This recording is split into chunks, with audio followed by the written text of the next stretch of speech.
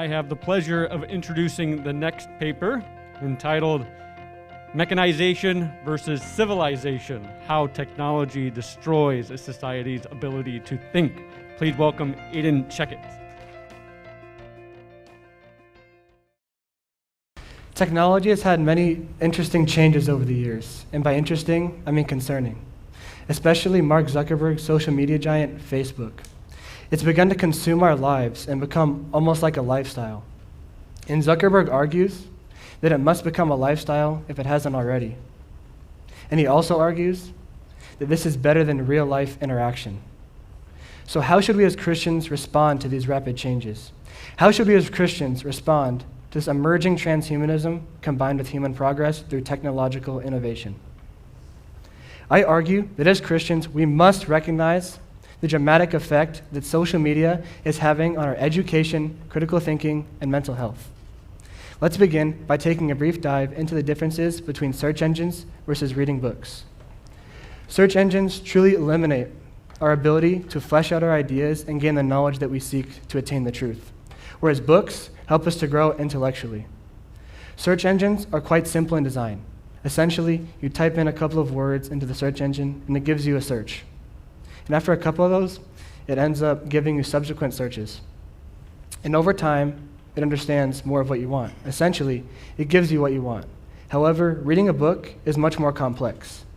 While reading a book, you must first understand its context. And we can do so through two easy methods. Philosopher Mortimer J. Alder, in his book, How to Read a Book, argues there are two simple methods. First, that you must deeply analyze the book and discover its main theme so you can understand the greater picture of what the book is all about. And second, that you must understand the book's importance and logic so you can understand its relevance to your life and so you can understand how you can apply it. And also, you need the logic so you can ensure that the book does not contradict itself. This point is crucial. We must read and understand more books so we're able to grow intellectually and spiritually. At Trinity, we read many great books, such as Homer's Iliad, Homer's Odyssey, and Virgil's Aeneid. These books help to give us an understanding of what Greek mythology and the Greek culture and many other cultures were like before. And it also helps us to understand and solve the problem of the human condition. That problem being that we are straying away from what it means to truly learn and instead stay glued to these devices. By reading great books, we are able to grow, and not only grow intellectually, but grow in the way that we're able to learn.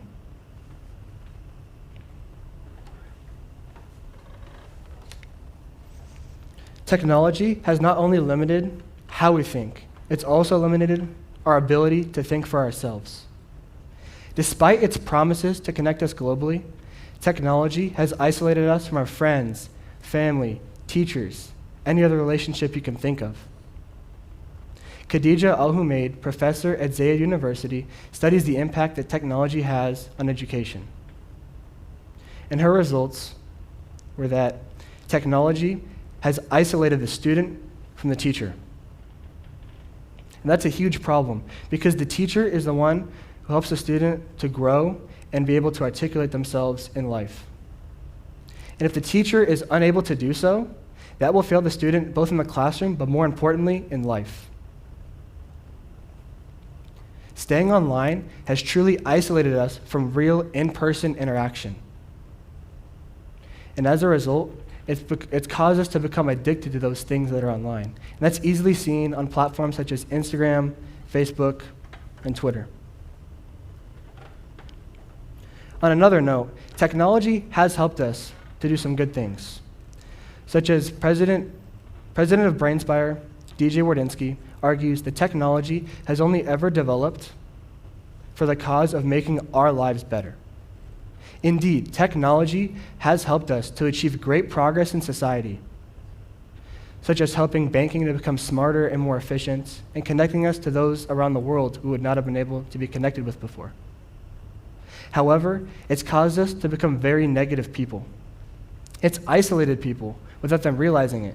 They believe that by staying on social media, they're forming real bonds, but in reality, that's false. They're just avoiding social interaction.